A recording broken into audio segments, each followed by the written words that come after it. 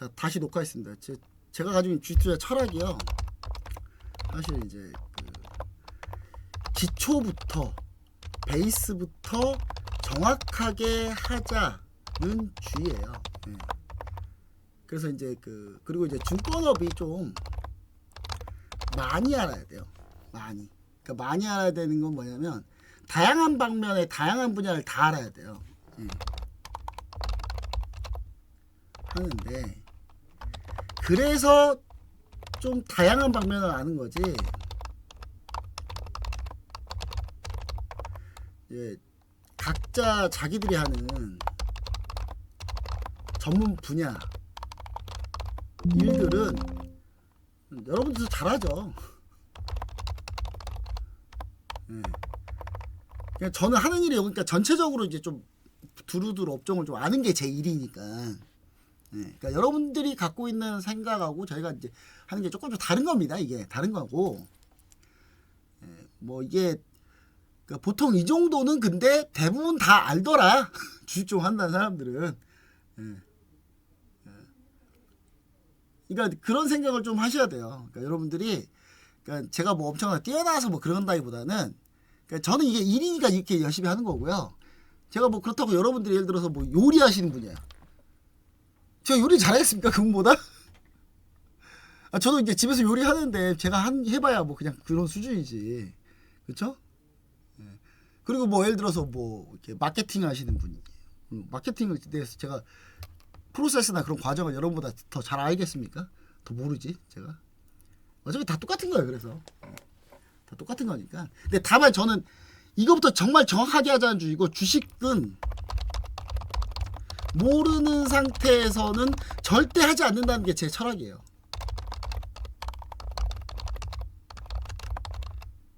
근데 이제 아니 잘 알아도 수익 내기 힘들다니까요. 잘 알아도. 여러분 지금 수익 잘 나죠? 장이 좋으니까 잘 나지. 예를 들어서 장 무너져봐. 잘 나겠냐고 이게. 여러분들은 2008년 같은데 겪잖아요. 주식 꼴도 보기 싫어요. 진짜. 2008년 같은데 막 리먼 브라더스 막 파산하고 다음날 AIG 파산하고 다음날 CT 파산하고 은행 하루가 멀다 하고 은행이 계속 망해요. 매일 하한가를 맞아. 종목들이 다. 진짜 답 없어요. 그런 시장 보면은 진짜. 그런 시장 견디잖아요. 와, 이게 진짜 제정신으로 만정신으로 버티는 것도 힘들어. 그때는. 근데 지금 너무 장이 좋잖아요. 그러니까 지금 너무 장이 좋을 때 공부하면은 되게 편해요, 이게. 근데 이제 항상 이렇다는 생각은 버려야 돼요. 이게 뭐냐면 지금 너무 좋은 거야, 이게. 이게 너무 좋은 거지 이게 매번 이럴 거라고 생각하면 절대 안 된다. 예. 항상 조심해야 된다. 항상. 그래서 이제 그런 것들을 좀 강조하고 싶습니다. 그래서 모르는 상태에서도 절대 하지 않는데 잘 알아도 수익 나는 거 쉽지 않은데 지금은 장이 좋아서 수익 나는 것 뿐이고. 예. 그렇다는 걸 여러분 좀 아셔야 될 것 같고. 자, 이제 바로 할게요 또. 예. 그래서 이제 이거는 이제는 해양방산 할 텐데 이거 할 얘기 진짜 많은데 이것도 야, 이거 언제 다 하냐? 아니 근데 할 수 있어요. 예. 셋불도 당연히 뺀다고 할 때 해야지. 이거 또 밀어놓고 하면 또 세월아 내월아 돼서 안 돼. 한 방에 해야 돼. 자, 보시면 이제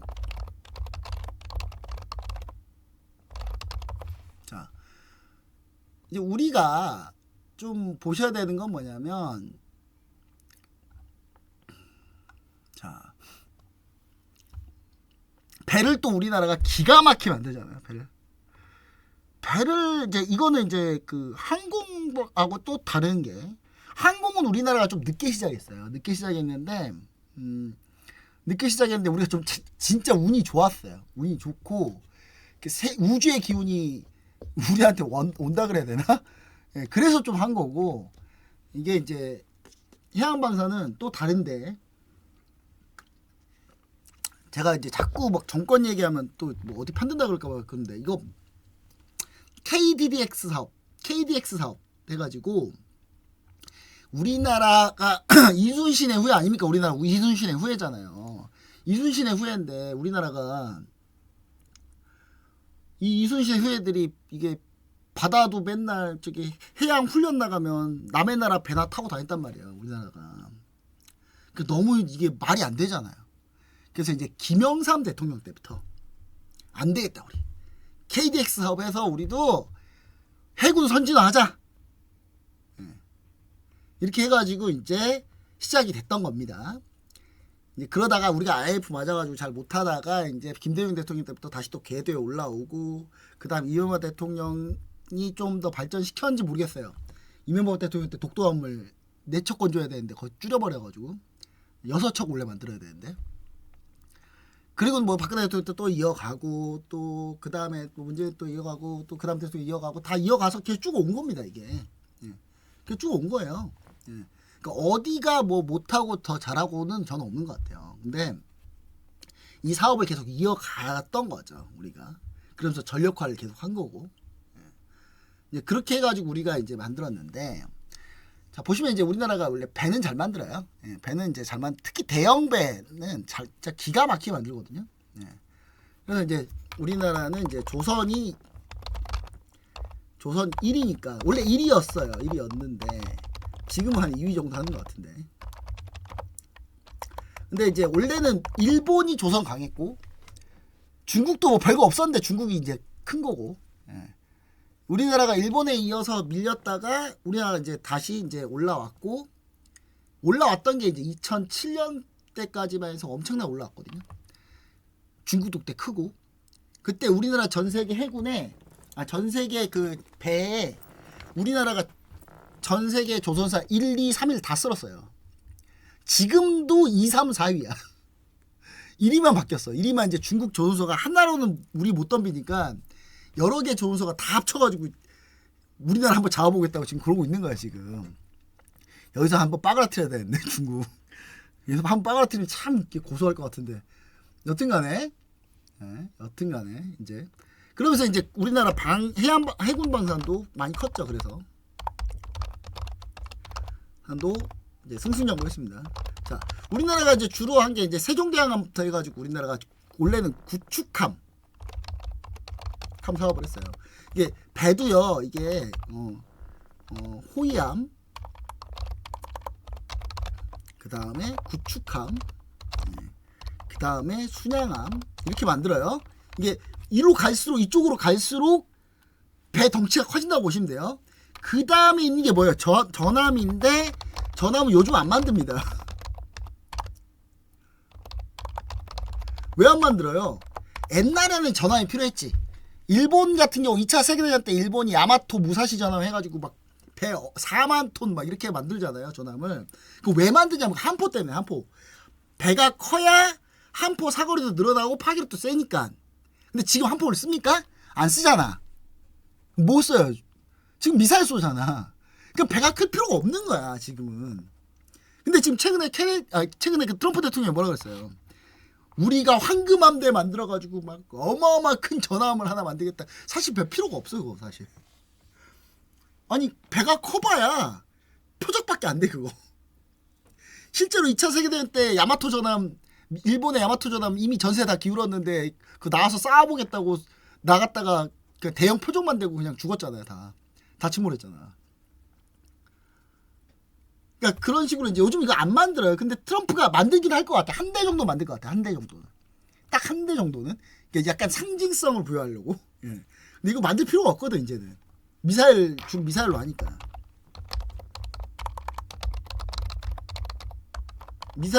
현대전 미사일전이니까. 근데 이제 우리나라가 이제 처음에 구축함 사업을 했어요. 구축함 사업을 했고 지금 이제 보면은 여기 보이잖아요. 그 정조대왕함 해가지고 있잖아요. 8,200톤급. 근데 사실 이 정도면 순양함이라고 해요 원래는. 근데 우리나라는 누가 물어보면 야 너네 이거 순양함 만든 거 아니야? 우리 구축함인데. 그리고 이게 8,200톤급이 실제로 8,200톤급인지도 나 잘 모르겠어.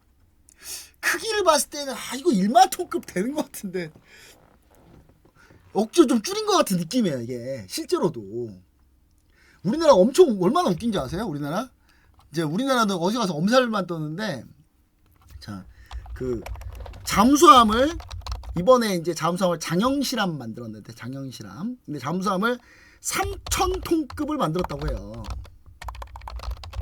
근데 실제 이 장영실함의 그 톤수는 얼마냐면 3,990. 아, 진짜라니까요. 그리고 우리가 3,000톤급이야. 잠수함 작아. 이거 조그만 거야. 그냥 3,000톤급이야. 이거 누가 물어보면 뭐 우리 별거 없어 우리. 이렇게 다녀요. 어디 가도 항상. 예. 누가 보면 장난친다 그랬죠. 쟤네 장난치는 거 뭐야? 쟤네. 이게 누가 보면 우리가 마치 되게 약한 척. 우리 너무 약해요. 막 이러고 다녀요 그냥. 예. 우리 사실 순양함 만들었는데 그냥 구축함을 하고 다닌다고요. 우리.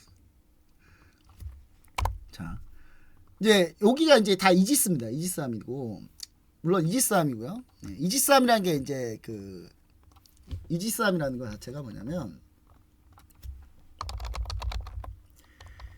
이게 다표적을 동시에 추적 요격하는 그런 함이 전투함을 얘기합니다. 이지스함. 이지스가 이제 신의 방패란 뜻인데, 이지스함이 이제 우리나라가 이지스함이 이제 한 6척 정도 있는데, 일본 더 많아요. 일본 더 많고, 그리고 이제 이지스함의 대표적 가장 이지스함이 중요한 건 레이더인데, 이 레이더 기술이 조금 이제 초기는 조금 떨어지는데요. 초기형은 지금 많이 올라왔고요, 기술력이. 그리고 나서 이제 이 이지스함 같은 경우는 최근에 이제 우리나라 이지스함의 특징이 뭐냐면, 우리는 방어만 하지 않는다. 우리는 때리는 것도 열심히 한다.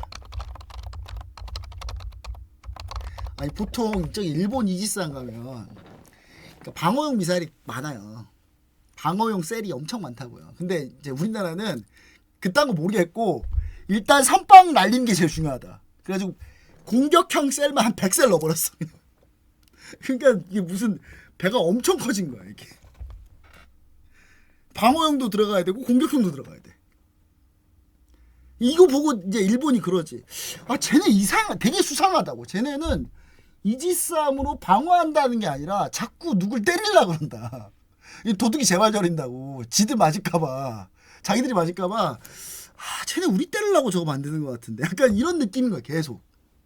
그러니까 일본이 빡칠만 해 사실. 자꾸 쟤네는 타겟이 우린 것 같아 느낌이. 그러니까 북한을 타겟으로 하면은 이 정도는 안 만들어도 돼요. 북한을 타겟으로 하잖아요. 이 정도 만들 필요도 없어. 그냥 북한은 개전과 동시에 북한에 있는 모든 전투함들은 우리나라 전투함이 3분의 1만 가도 다 싹쓸이에요. 이제 북한이 그래서 자꾸 잠수함에 공을 들이는 거예요. 비대칭 전력에. 근데 이제 얘네가 아무리 생각해봐도 얘네는 느낌이 표적이 자기들 같은 거야. 중국이나 일본이 둘 다. 이거 왠지 자기들 상대하려고 만드는 느낌이에요 이게 계속. 그래서 이제 요걸 누가 만드냐? 요걸 이제 누가 만드냐면 이게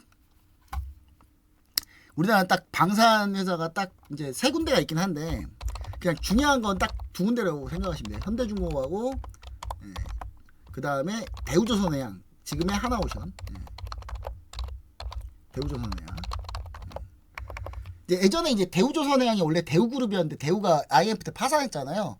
파산하니까 이제 파산하게 되면 이제 여러분들 이제 요런 내용을 좀 실려나 뭐 갑자기 주식으로 딥하게 또 들어가는데 요거는 이제 그 나중에 한번 자세히 한번 교육 때 설명해 드릴게요. 교육 때 자세히 설명해 드릴 텐데 요거는 이제 여러분들이 이제 뭐 공부가 지금 간단하게 배운다라고만 생각하세요. 간단하게만. 자 보시면 이제 그 재무제표상 이제 요렇게 재무상태표를 보면은 여기가 이제 에셋 자산, 자산, 부채 자본이거든요. 부채 자본이 되는데 이제 보통 이제 망한 회사들의 재무제표, 재무상태표가 주로 어떠냐면 망한 회사들 얘가 한 자산이 한 500 됩니다. 부채가 한 700 돼요. 자본이 마이너스 200이야. 이런 망한 거야 이미. 그죠? 망한 거예요. 근데 대우조선이 한번 망했지. 이렇게 망했는데 이제 여기서 중요한 거는 자, 주식은 여러분 주식은 투자하는 거기 때문에 손실이 나도 아무 말 못해요. 그렇죠? 근데 부채는 돈 빌려준 애들은 뭘 할 수 있어. 그래서 야 돈 갚어, 야 돈 안 갚어, 야 배째 진짜 배째인다 이렇게 간단 말이에요. 그러면 이제 나중에 어떻게 되냐, 배를 진짜 째버리면 안 그래도 망했는데 뭐 건질 게 있겠어요? 그럼 이때 이 빌려준 채권단이 요렇게 자본으로 들어오게 돼요. 네. 그러니까 이 회사를 살리고 싶으면 부채권단 애들이 자본으로 들어온단 말이에요. 그러면 자본으로 들어오면 기존 대주주랑 다 쫓아내야 되니까. 그러니까 이제 그래서 무상 감자를 합니다. 감자가 그럴 때 나와요. 먹는 감자 말고 무상 감자. 보상은 없는데 주식수만 줄여버리는 거. 그리고 주식 줄어든 주식수, 그리고 부채로 있던 채권단이 대주주가 돼서 들어오는 거를, 이런 걸 뭐라고 한다? 출자 전환이라고 해요. 출자 전환. 예. 이제 출자 전환 하면 좋은 거예요. 예. 이 회사 살리겠다는 거니까. 예. 막 나쁜 건 아니에요. 예. 근데 주가는 떨어지겠지. 예. 나중에 이제 오르죠. 폭등하죠, 나중에는. 예. 주로 회사가 망할 때 이런 과정을 거쳐요. 예. 여러분도 이런 거 머릿속에 갖고 계셔야 돼요. 예. 자, 그 다음에 이렇게 해가지고 이제 채권단이 대우조선해양을 먹었는데, 그러니까 대우조선해양은 군함을 만들던 회사이기 때문에 이 회사가 그냥 아무데나 팔리면 안 돼, 절대. 아니 이거 내 국가 기밀 다 갖고 있는 회사인데 얘가 해외에다 팔려봐요, 난리 나지. 그래서 이제 나중에 이걸 하나오션이 사는 겁니다. 그 대우조선해양 비리가 한번 또 터지거든요. 대우조선해양 비리가 한번 터지면서 그때 이제 박근혜 정부 때 한번 비리가 한번 터져요. 방산비리가 크게 터지거든요. 항공우주 방산비리 터지고 대우조선해양 방산비리 터지고 다 터져요. 그때 이제 대우조선해양이 결국에서 하나오션으로 넘어가요. 다행히 이제 우리나라 회사가 샀지. 그러니까 하나가 샀어요. 예. 그러니까 다행인 겁니다. 다행인 거예요. 그러니까 그때 딴 나라가 샀어봐. 딴 나라 회사가 샀어봐요. 특히 짱깨 애들이 샀어봐. 이거 진짜 못 팔지. 절대 팔아. 이거 어떻게 팔아 이거를. 그렇죠? 그래서 이제 그때 사가지고 하나오션이 된 거다. 역사 정도는 알고 있읍시다. 이제 자, 여기서 이제 만드는 거고, 보통 이제 하나오션은 원래 이제 잠수함 많이 했어요. 잠수함 구축함. HD 현대중공업이 이제 구축함을 많이 했고, 각종 군함들 많이 했어요. 근데 얘네가 이제 원래 잘하니까, 덩치 큰 배들도 다 만드니까 얘네는. 근데 이제 여기서 이제 우리나라가 이제 요뿐만 아니라 요즘에 수출도 하고 있다. 수출을 이제 주로 어떻게 하냐면요, 그 예전에 이제 너무 오래 써서 퇴역하는 이제 군함들은 이제 개발도상국에 팔고 있고요. 그 다음에 이제 필리핀부터 해가지고 뭐 남미, 그 다음에 뭐 여기저기 막 세계 곳곳에서 지금 군함을 현재 사가고 있습니다, 우리나라한테. 우리나라도 지금 정신없어요, 이거 만들어주느라고. 근데 우리나라가 이제 그 조선업이 원래는 어떻게 돼 있냐면, 조선업이 한때 좀 안 좋았어요. 안 좋았는데 이제 우리나라는 그 위기를 넘긴 상태고, 미국은 그 조선업의 위기에서 완전히 무너진 거죠. 그러니까 미국이 지금, 원래 미국도 2차 세계대전 때는 이제 일주일에 항공모함 한 척씩 찍었어요, 그냥. 일주일에 한 개 항공모함을 그냥 만들었어요.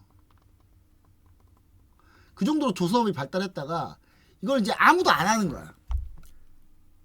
근데 이제 우리나라도 2007년 8년까지 이렇게 잘하다가 2008년 글로벌 금융위기 겪고 나서 쭉 밀렸고, 조선업이 여기서 이제 유가가 떨어지면서, 유가하고 좀 상관이 있는데, 조선은 유가가 떨어지면서 해양 플랜트라는 게 뭐냐면요, 바다에서 이렇게 석유 시추선이 이렇게 딱 가가지고 여기 막 불나고 막 있잖아요. 불나고 막 여기다 석유 이렇게 뚫어가지고 이렇게 하잖아요.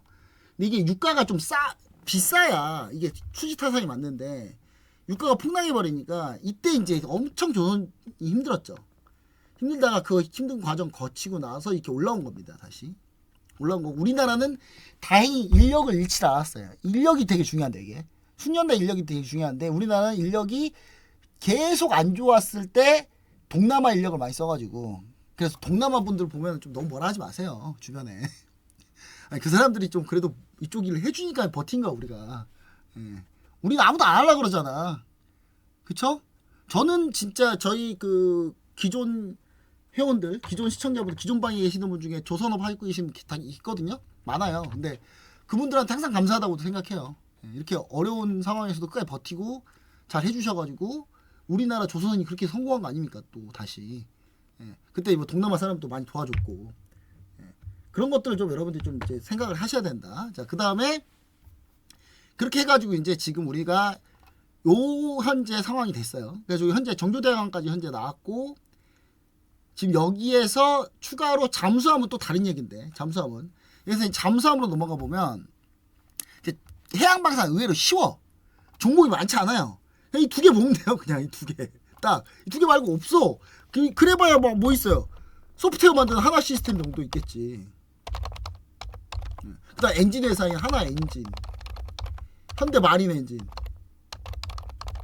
이런 회사들이 있는 거예요. 그냥 요 정도가 끝이야. 별거 없습니다. 근데 이제 여기서 이제 또 잠수함 쪽 보면 잠수함 우리나라가 잠수함 기술이 있었을까요? 우리나라가 없었겠죠. 우리가 무슨 잠수함이야. 우리 배도 못 만들었는데 예전에는. 근데 이제 그때 이제 우리나라가 잠수함을 독일 잠수함을 가지고 옵니다. 독일이 또 이걸 또 용서를 해줘요. 독일이 용납을 해줘. 저기 우리 잠수함 첫 번째 잠수함은 독일이 완제품으로 우리한테 보내줬고 두 번째 잠수함은 우리나라에서 만들어 볼게요 해가지고 그걸 해줘요. 우리나라가 뜯고 맛보고 즐기고 막 다 하면서 그러면서 잠수함 기술을 익힌 거예요. 이게 209급 해가지고 212급 해가지고 잠수함들 그렇게 해가지고 우리가 계속 이제 잠수함을 근데 독일이 잠수함으로 유명합니다. 독일이 제 1차, 제 2차 세계대전 때 독일 유보트라 그래가지고 잠수함 부대가 엄청 유명했어요. 데니츠 제독이라고 있잖아요. 거의 독일이 거의 이 잠수함 부대가 거의 싹 쓸어버렸거든요. 이게 왜 그때 왜 유보트냐면 지금 잠수함은 계속 바다에 들어가 있지만 옛날에는 잠수함이 배처럼 있다가 공격할 때만 이렇게 잠수를 했거든요. 그래서 그때 유보트라고 했었는데 자 그래서 이제 우리가 독일 이거를 우리가 발전시켜 가지고 지금의 도산 안창호 잠수함 해가지고 이거 SLBM을 봤어요. SLBM 뭐냐면 바다에서 미사일을 쏴요. 콜드런치 해가지고 여기서 퉁 튀어나와가지고 바다에서 미사일로 탄도미사일로 딱 쏴버리는 거예요. 근데 이게 우리가 있죠. 전 세계에서 한 7번째인가 8번째가 그럴 건데. 근데 이게 이제 이것도 재밌는 게 미국이 미사일 사거리를 풀어줬어요. 풀어주고 미국이 이제 물어본 거야 우리나라한테. 야 너네는 근데 SLBM을 만들 수 있냐? 그래서 뭐 지금부터 우리가 만들어 봐야죠. 하고 나서 몇 개월 뒤에 나왔어. 미국이 얼마나 짜증날 거야. 얘네는 뭐 말만 하면 다 거짓말이네? 이럴 거 아니에요. 갑자기 어느 날 갑자기 한국이 우리나라 7번째네 7번째. 갑자기 어느 날 갑자기 우리나라가 갑자기 SLBM 미사일 발사 성공을 해요. 얼마나 어이없을까. 그래서 이제 우리나라는 잠수함에서 SLBM 발사하는 거가 엄청 중요합니다. 잠수함에서 탄도미사일 발사할 수 있다는 게 엄청 중요하거든요. 탄도랑 뭐 수상 미사일 마찬가지인데. 자, 그래서 이제 요 전력을 갖고 있다. SLBM 기술이 있습니다. 기술을 완성했습니다. 그럼 이제 여기서 이제 우리가 필요한 건 뭐냐면, 이제 우리가 이제 독일 잠수함 이건 뭐냐면 디젤 잠수함이에요. 디젤 잠수함.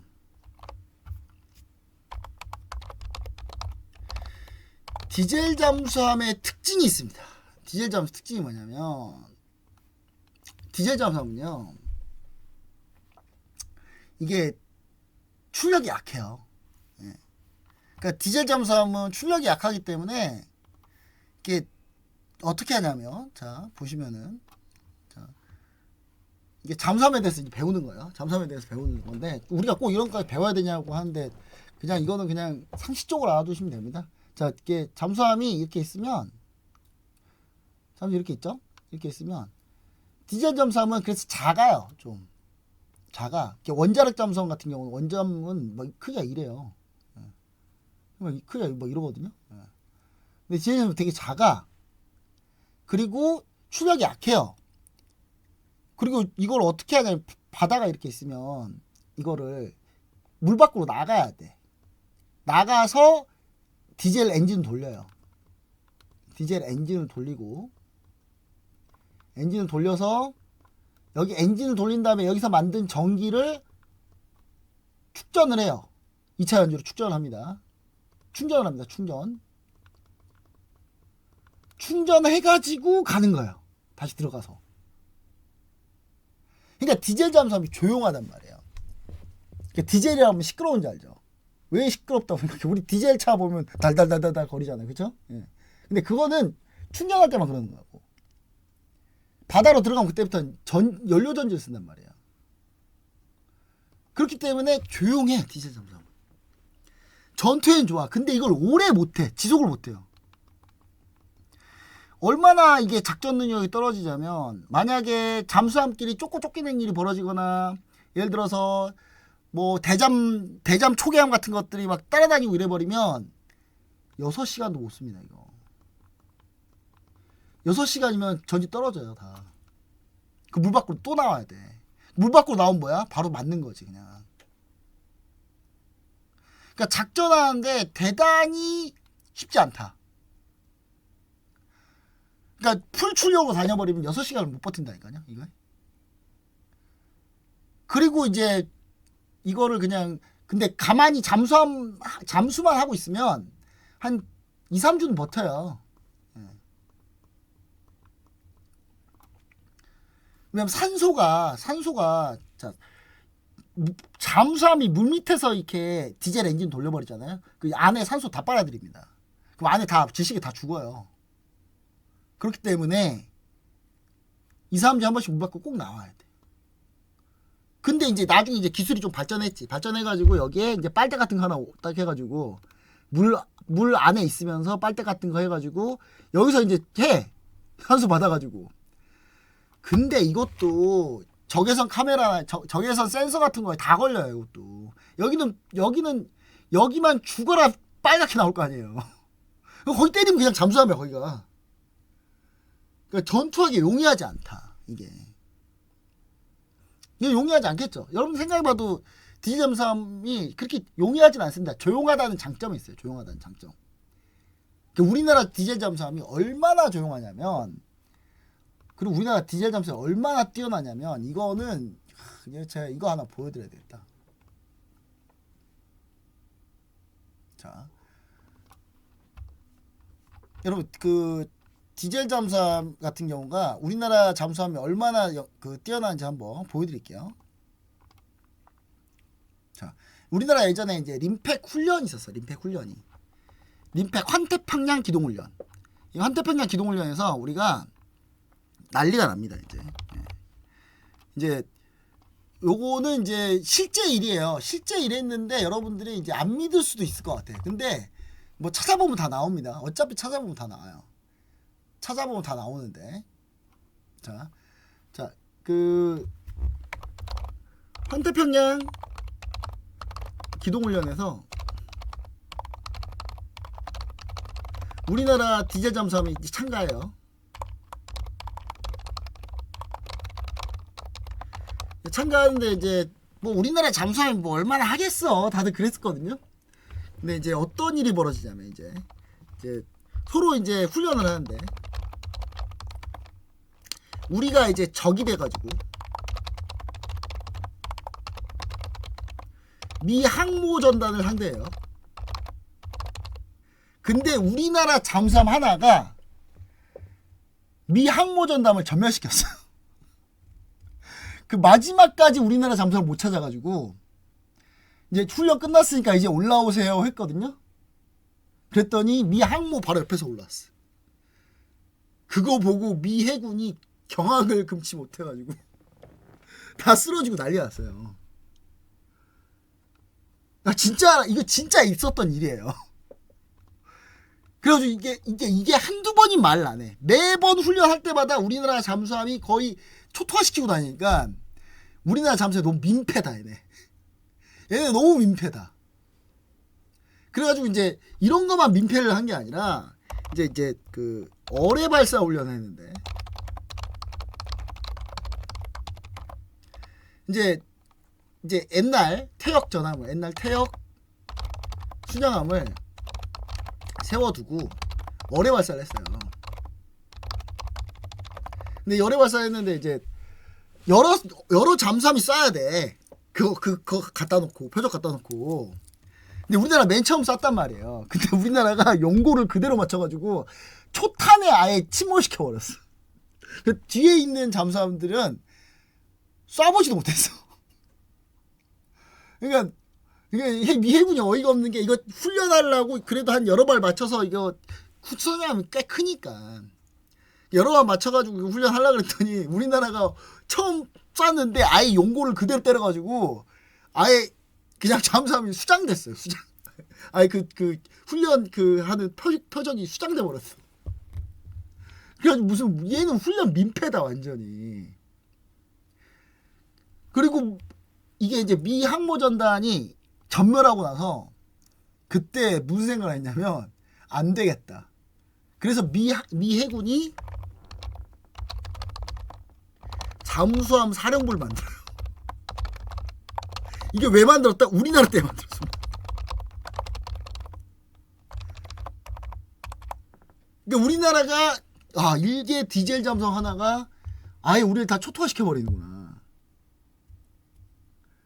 근데 이게 훈련이니까 가능한 것이 있습니다. 왜냐하면 이게 훈련이니까 이 제한된 시간 내에 이걸 하는 거잖아요. 그러니까 이게 가능한 거예요. 실전에서는 물론 우리가 어마어마하게 잘하긴 하지만 실전에서는 이렇게까지 막 맹활약을 하기는 쉽진 않다. 근데 여러분 근데 이거 못 믿죠? 검색해봐. 너무 유명한 얘기예요. 너무 유명한 얘기고. 그래서 이제 요즘에는 환태평양 기동훈련 할 때 이거 림팩이라고 해. 이거 림팩훈련 할 때 우리나라는 그냥 옵저버만 합니다. 야, 너 훈련 뛰지 마. 너네는 훈련하지 마. 그냥 옵저버만 해. 그냥. 너네 훈련을 하면 훈련이 안 돼, 이게. 훈련을 하려면 뭐 치고받고 해야지 훈련을 할 거 아니야. 너무 일방적으로 학살하고 다니니까 너는 훈련하지 마, 그냥. 지난번 훈련 때는 이게 우리나라가 기함 역할도 했고요. 기함. 통제했고. 그러니까 이 정도라고 보시면 돼요. 그러니까 우리나라의 잠수함 운용 능력이 세계 최고 수준을 넘은 원티어예요. 원티어. 탑이야, 탑. 완전히. 근데 디젤 잠수함은 한계가 있다. 이게. 그럴 때 우리가 지금 핵잠이 필요한 거야. 핵잠의 장점. 핵잠의 장점 뭐예요? 출력이 세죠. 장기간 작전이 가능해요. 그리고 사실상 무제한 작전이 가능해요. 왜? 물에서 산소만 뽑을 수 있거든요.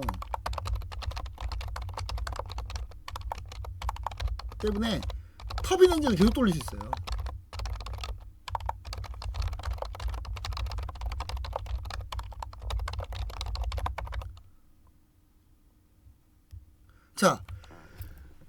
자, 물이 원소기호가 뭐죠? 물이 원소기호가 뭐야? H2O잖아요. 그쵸? H2O잖아. 그 수소 빼고 물만 산소만 분리할 수 있잖아요. 이걸 계속 돌릴 수 있다고요. 이거를. 그렇기 때문에 핵잠수함이 필요한 건데 여기서 이제 핵잠수함도 종류가 있어요. 종류가 있는데 야 이거 원전의 발전 원리까지 하면 이거 너무 빡세니까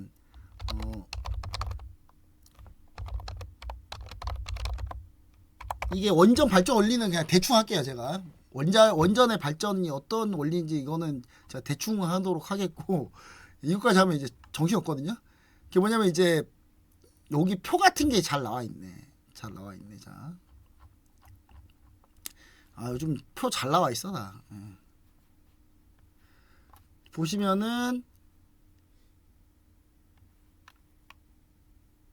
자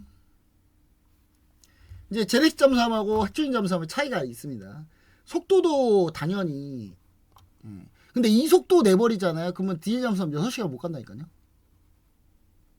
그렇기 때문에 핵 잠수함하고 디젤 잠수함하고 서로 추격전하면 핵추진 잠수함 절대 못 따라갑니다. 디젤 잠수함이.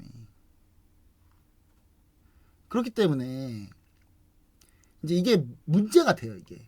그래서 이제 디젤 잠수함 필요한 건데 이 디젤 잠수함, 이 핵 잠수함의 이제 단점도 있겠죠.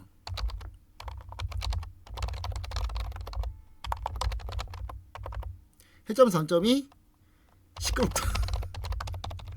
물속에서 엔진을 계속 돌리잖아요. 그러니까 시끄러울 수밖에 없죠. 그런데 이걸 잡는 소음 방음 기술이 우리나라에 있습니다. 있어요. 있단 말이에요 이거. 그 다음 소형 원자로 만드는 기술도 이미 있어요. 그러니까 SLBM도 있죠. 이미 우리나라 SLBM도 기술 있잖아요.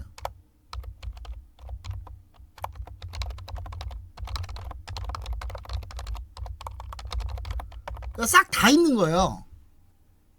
그 만들기만 하면 돼 우리는. 근데 왜 못 만드는 거야? 왜? 원자력 연료를 공급받지 못하니까. 요거 이제 원전으로 가야 되는데, 자, 원자력 연료는요, 이제 우라늄으로 하는 건데, 우라늄. 이렇게 우라늄이 한 0.1% 정도 있어요. 우라늄이 한 0.1% 정도 있거든요. 막 우라늄 석이라고 해가지고 막 갖고 오면 그거를 최대한 그럼 뭐 해야 돼? 농축을 시켜야 돼. 농축을. 우라늄 농축을 시켜야 되거든요. 자, 우라늄 농축이 자 원전 발전 원리는 그냥 그래요. 뭐냐면 원전은 핵 분열로 되는 거예요. 핵 분열로 되는 거 간단하게만 설명할게요. 핵 분열이고 핵 분열이 급하고 빠르게 되면 핵폭탄인 거고 핵 분열을 천천히 안정적으로 핵 분열을 시키면은 그게 이제 원자력이에요. 원자력 발전이 되는 거예요. 그럼 물론 핵 융합 기술이 훨씬 좋죠. 핵 융합 기술은 이제 태양을 만드는 기술이니까 그건 아직 멀었고 우리가. 그럼 핵 분열을 해서 하는 건데 이 핵 분열은 이제 우라늄을 핵 분열해. 우라늄 235를 핵 분열해야 되는데 핵 분열하고 이거를 농축해야 돼. 농축 왜 0.1%밖에 없으니까 이걸 농축해야 될 거 아닙니까? 농축을 20%까지 하면 돼요. 20%가 안 돼도 되긴 해요. 핵잠수함 20% 아니어도 농축 가능해도 엔진 돌릴 수 있거든요. 근데 이제 농축을 20%까지 해야 되는데 20%까지 할 때 이제 문제가 뭐냐면 우리나라는 미국하고 원자력 협정을 할 때 우라늄 농축과 재처리를 아예 못하게 돼 있어요. 재처리는 2단계까지는 할 수 있는데 그 다음 단계는 아예 못하고 이걸 아예 못해요. 그러니까 이 연료를 구할 수가 없는 거야. 그럼 지금까지는 어떻게 하냐. 원자력 발전할 때 지금까지 미국이 다 줬어요. 준 게 아니라 미국한테 샀지.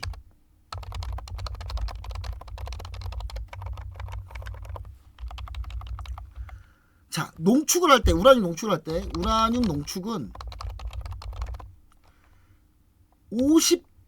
한 6%까지만 해도 하면 상업용이라고 봅니다. 상업용이라고. 근데 우라늄 농축이 95%를 넘어가잖아요. 그러면 이게 핵폭탄이에요.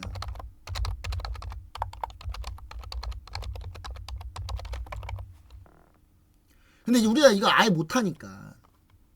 그래서 핵잠수함을 건조하지만 핵잠수함 건조 플러스 우리는 뭘 하고 있어요 지금? 우리는 우라늄 농축 풀어달라. 농축 풀어달라는 것도 아니고 20%까지만 하게 해달라. 그리고 재처리할 수 있게 해달라.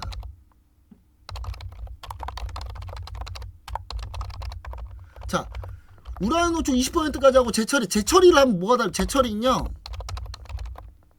재처리를 하게 되면 플루토늄 폭탄을 만들 수 있습니다. 자, 원자력 폭탄을 어디서 썼어요? 일본 히로시마. 이거 히로시마에 있었죠? 2차 세계대전. 플루토늄 폭탄 어디서 썼어요? 나가사키.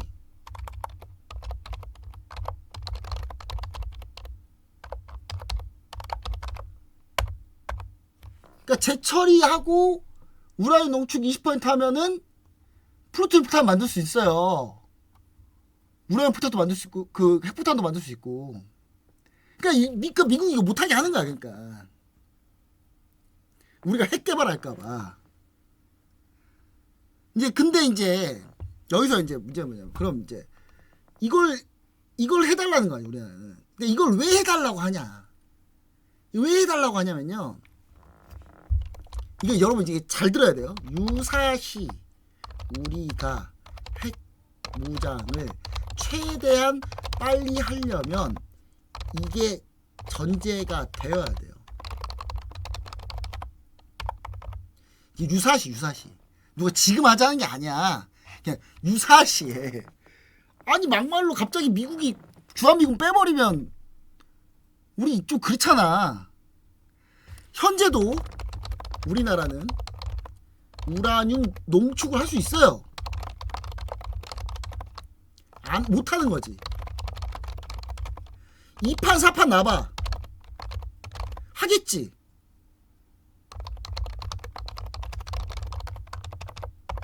그러니까 만약에 북한이 막 2판 4판 나서 막 북한이 핵 미사일 발사하려고 하고 막 난리가 났어. 그럼 우리나라 그때부터는 해야 될 거 아니야. 근데 그게 이게 오래 걸린다고. 이렇게 하면 미리 시설이 없으면 오래 걸립니다. 못해도 두세 달 걸려요. 근데 만약에 이걸 여기까지만 하잖아요. 그러니까 우라늄 농축을 20% 하잖아요. 하면 무슨 일이 벌어지느냐? 좀 더 원심 분리기 돌리면 돼요. 분리기 몇 주만 더 돌리면 그럼 핵폭탄을 만들 수 있습니다. 그러니까 우리나라가 원심 분리기 돌릴 기술이 없을까요? 이거 다 있다니까요. 이건 다 있어. 이건 싹 다 있어 우리나라가. 그러니까 우리가 20%만 농축할게. 근데 이거 좀 더 이제 문제가, 그러니까 평상시 하자는 얘기 아니야. 이거는 우리는 핵 개발을 하고 싶은 생각이 없어요. 근데 우리가 없는 건데 상대방이 만들 수 있, 우리가 그런 생각이 들게끔 할 수 있잖아. 그럼 우리도 돌려야 될 거 아니야. 원심분리 돌려야 될 거 아니야. 몇 주만 돌리면 돼. 그러면 이제. 그쵸? 근데 요것도 그렇지만 사실 우리가 제일 노린 건 재처리, 해결해보고 재처리. 이 재처리하면요 플루토늄 폭탄을 뽑을 수 있죠.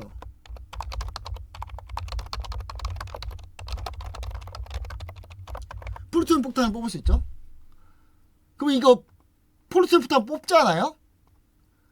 이거는 더 빨리 걸려. 이거는 얼마 걸리지도 않아.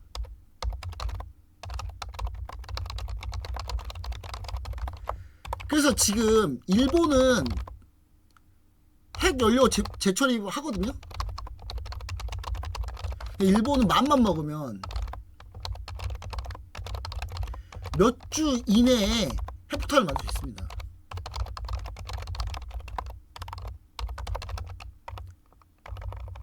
근데 일본의 문제는 뭐예요? 다만 일본의 문제는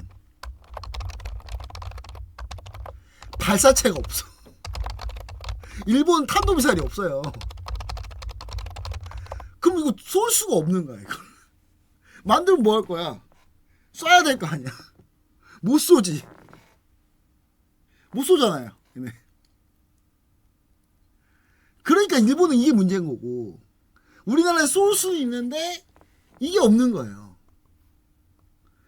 근데 자 생각해보세요. 자, 핵잠수함을 갖는 게, 핵 추진 잠수함을 갖는 게 의미가 있는데, 자, 핵 추진 잠수함이 우라늄 농축이 20%라고 했죠. 자, 이란이 우라늄 농축을 60% 하다가 처맞은 거예요. 이란이 우라늄 농축을 60% 이상 하다가 이스라엘한테 미사일 맞은 거예요.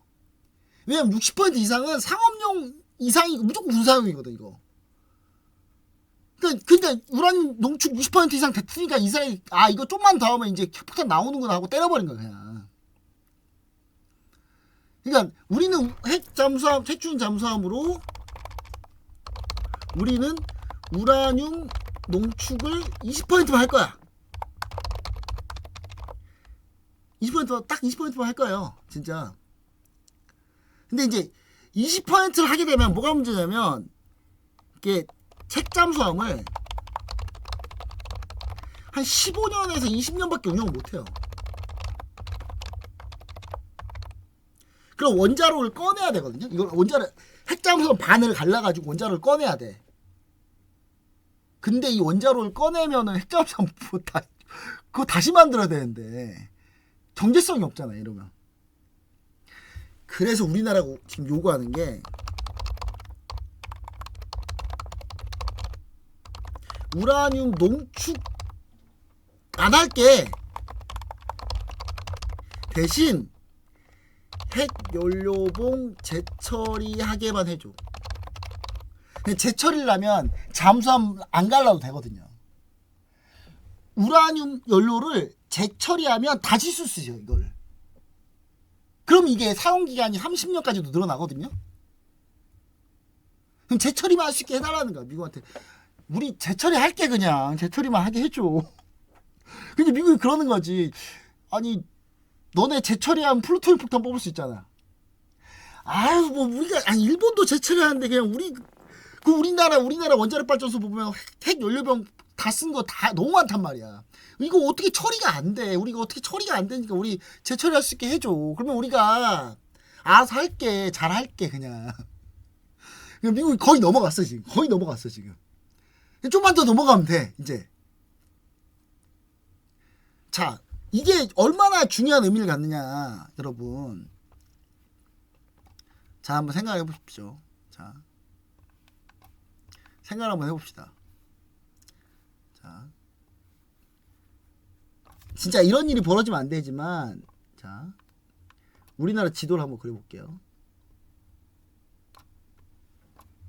이렇게 있어. 그리고 이제 여기 독도, 울릉도 독도, 일본이 한 요만하죠. 일본, 이게 일본이에요. 일본. 그리고 얘가 중국이야. 자, 뭔가 일이 터졌어. 불안한 상태. 근데 우리가 핵잠수함이 여기 있어. 여기 핵잠수함 있어요. 근데 얘네들이, 중국하고 북한이 우리나라를 핵으로 선제 타격을 해요. 빵. 근데 우리가 뭐 요격 미사일 많고 LSM 있고 패트리어트 있고 막 우리 막 천궁 있고 다 해도 한 발 못 막으면 끝나는 거 아니에요 이거. 그쵸? 그런데 우리가 핵잠수함이 있어서 한 달 전에 여기 밑에 여기 있었어. 한 달 전에 있어요. 한 달 전에 핵잠수함 가만히 있잖아요. 아무도 못 찾아요. 핵잠수함 움직이지 않고 가만히 있어버리면 아무도 못 찾습니다. 절대 못 찾아요. 근데 여기 한 달 동안 여기 바다에 있었어. 근데 본토에서 핵을 맞았대. 그럼 그때부터 뭐예요 여러분? 2판 4판이잖아. 그쵸? 2판 4판이죠. 아, 이 본토가 핵을 맞았는데 가만히 있겠어요? 여러분 같으면? 2판 4판이잖아 그때부터. 그럼 뭐해? 뭐 하면 돼? 핵 추진 잠수함 내에서 연료봉 재처리하면 돼요. 그죠? 몇 주 동안 재처리하면 돼요. 얼마 안 걸려요. 일주일밖에 안 걸려요. 재처리해서 플루톤 뽑아서 여기서 탄도미사일 달아서 쏴버리지. 똑같이 보복이 가능하잖아요. 보복이 가능합니다. 그러면 중국이나 북한은 무슨 생각을 할까요? 내가 이 나라에 핵을 쏴도 다시 맞게 돼 있어. 무조건 핵 추진 잠수함이 있으면 무조건 다시 맞는다니까요. 그 핵 추진 잠수함 있고 핵 연료봉 재처리만 할 수 있으면 우리가 지들이 쏴도 보복을 당한다고. 보복을 당할 가능성이 있으면 지네가 쏘겠냐고요. 이걸 못 쏘지. 아예 못 쏜다니까요. 이러면 이런 걸 뭐라 그런다? 이런 거를 상호 확증 파괴. 이 상호 확증 파괴가 가능하기 때문에 이러면 아예 중국하고 북한은 핵을 쏠 수가 없어요. 아예.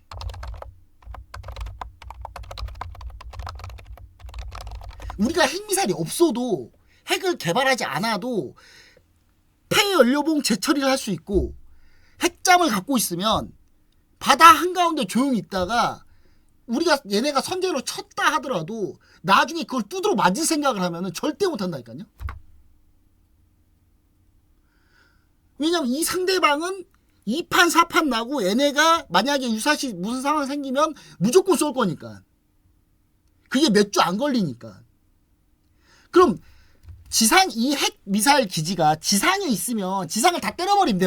무조건 먼저 때려버리면 되죠. 여러분 무조건 먼저 때려버리면 되는 거 아니에요? 그쵸? 근데 바다 밑에 잠수함이 들어가 있는 핵추진 잠수함 어떻게 찾아서 어떻게 때리냐고 얘네가. 못 찾잖아. 일단 못 찾지 않아요? 찾을 수가 없잖아. 가만히만 있어버리면 되는데. 그러면 얘네는 못 쏜다니까요. 절대로. 그러니까 누가 우리가 핵을 만들지? 유사시 핵을 빠르게 만들 수 있고 핵잠 내에서 그걸 다 처리할 수 있는 기술만 갖고 있으면 절대로 못 건듭니다. 무조건 우리는 핵이 있다고 생각할 거예요. 걔네들은. 그 상황을 지금 만들고 싶은 거예요. 그 상황을 만들려고 지금 노력하는 거라고요. 이거를. 우리가 그 노무현 대통령 때 핵잠수함을 만들려고 했어. 근데 그거 막 만들고 준비를 다 했단 말이에요. 그때 1년 넘게 준비했어요. 다. 근데 그때 누구죠? 그 조선일보 기자 지금 국회의원인데 제가 누구 이름은 얘기 안 할게요. 국민의힘 국회의원인데 걔가 그때 조선일보 기자였는데 엠바고 걸어놓은 거를 이걸 터트렸어요. 미국이 빡쳐가지고 너희 지금 뭐하는 짓이야. 그래서 우리가 그때 중단됐어. 지금 국회의원 하고 있어요. 그 사람이. 이 인간이야 그 사람이? 진짜 와 나라를 팔아먹어도 그렇게 팔아먹는 사람은 나는 처음 봤어. 나는 누구라고 얘기는 안 할게. 국회의원 누구라고 얘기는 안 할 텐데 우리가 그 기술력이 다 갖고 있었단 말이야. 계속. 그리고 여기에 이제 뭐 핵잠수함의 방음 기술부터 해가지고 원자로 기술이랑 지금 다 갖고 있어요. 지금 다. 우리가 핵을 개발하자는 얘기가 아니라니까요. 우리가 핵 연료봉을 재처리해야 돼. 왜 재처리해야 되냐면 우리가 갖고 있는 핵 연료봉 있잖아요. 원자력 발전소에 쓰는 핵 연료봉들을 재처리를 하지 않으면 이거 부피 줄이고 안 하면 포화 상태 이제 놀 데가 없어 더 이상. 그 재처리를 좀 우리가 해보겠다는 거예요. 핵폭탄 플루토늄 폭탄을 우리가 만들겠다는 소리가 아니야. 그 상대방 나라한테 중국하고 북한한테도 그러지 우리는. 우리는 그냥 플루토늄 폭탄을 만들고 싶은 생각은 없어. 그냥 우리가 단지 상업용으로 이용을 하는데 이게 폐연료봉을 어디다 놓을 데가 없어 이제 더 이상. 그러니까 재처리해서 부피 좀 줄이고 좀 해야 되지 않겠니? 라고 미국한테 얘기하고 있는 거야. 그 미국한테 이제 미국아 우리 이거 하니까 하게 해줘. 그러니까 이제 미국이 지금 거의 넘어왔다니까요. 지금 미국 이럴 리가 없어. 미국이 지금 나 트럼프 좋아한다니까. 나 이래서 트럼프 좋아해. 트럼프가 막 여기저기 못되게 구는데 희한하게 우리한테만 잘해줘 좀. 문재인 대통령 때 미사일 사거리 풀어줬지. 우리 때 또 핵 잠수함 만들게 해줬지. 근데 이걸 하려면 핵 잠수함부터 만들어야 된다니까요. 한 달 동안 밑에 짱 박히고 있어야 돼. 짱 박히고 있잖아요. 짱 박히고 있는데 얘네가 연료봉 재처리할 기술이 있어. 그러면 절대 못 건드려요. 건들 수가 없어. 건드렸다가 지들이 그대로 두드려 맞을 텐데. 중국은 탄도미사일 요격 능력도 별로 없어요. 중국은 사실.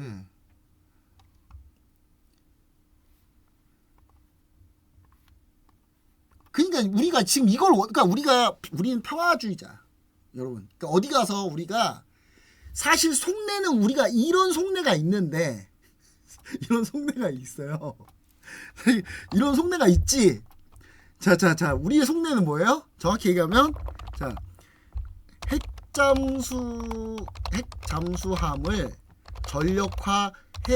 전력화하려면 최소 3척 이상 있어야 돼요. 해서 유사시에 바다에 짱 박혀 있습니다. 그리고 상대방이 누군지 모르겠지만 상대방이 핵을 쏘면 우리는 그 상태로 재처리해서 우리도 플루토늄 탄도미사일 날릴 거예요. 이를 날릴 거다 라는 게 우리 생각이야. 이게 다만 이런 일이 안 벌어졌으면 좋겠다. 그리고 우리 대외적으로 뭐야? 대외적으로는 우리는 절대로 우라늄 농축 20% 이상 하지 않고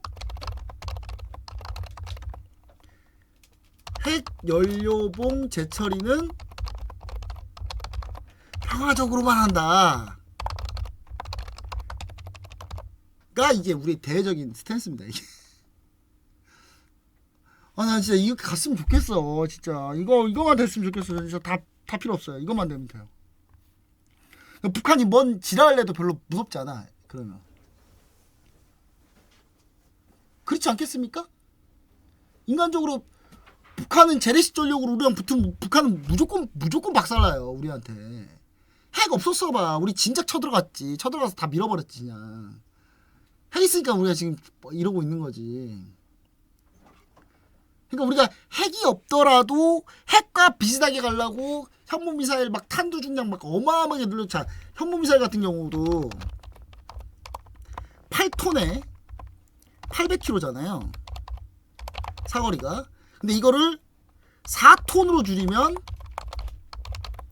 1600km가 나오고요. 사거리가. 2톤으로 줄여요.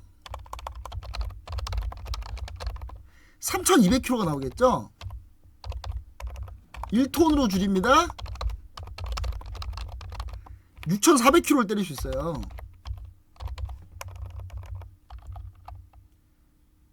실제로. 그리고 지금 8톤이 그냥 이거 테스트 8톤이지 10톤 15톤 막 이렇게 갈 수 있어요. 최대한 가면은. 이거랑 잠수함이랑 해서 다 되잖아요. 그때부터 못 건들지 우리나라. 누가 건들 건데? 라는 게 이제 제 생각이에요. 그래서 잠깐 주식하고 쓸데없긴 하지만 이런 얘기를 좀 해봤는데 그 관련주 뭐 있냐? 그냥 우리 주식이잖아요. 참고로 우리 주식이죠? 우리 주식하는 방이잖아. 자, 두산 에너빌리티. 이거 하면 뭐 있어요? BHI. 원전 관련주들 뭐 이런 애들이 있겠죠, 그렇죠? 뭐 이런 회사들이 있습니다. 근데 우리가 지금 BHI를 공략 중이다. 두산 에너빌리티는 뭐 워낙에 이제 그 핵 가스터빈 엔진, 가스터빈 엔진 쪽으로는 유명하긴 하지만 약간 좀 고평가되어 있어가지고 쉽게 접근하기 좀 그렇고. BHI가 수주가 많다 보니까 이거 보는 게 조금 더 나을 수도 있다. 뭐 이렇게 좀 저는 생각하는 겁니다. 예. 결론은 이제 주식으로 잘 마무리했어요. 예. 자, 됐죠? 여러분 이제 방산 다 알았죠? 예. 다 알았길 바랍니다. 예. 자, 여기까지 해가지고 방산 내용까지는 다 끝났습니다.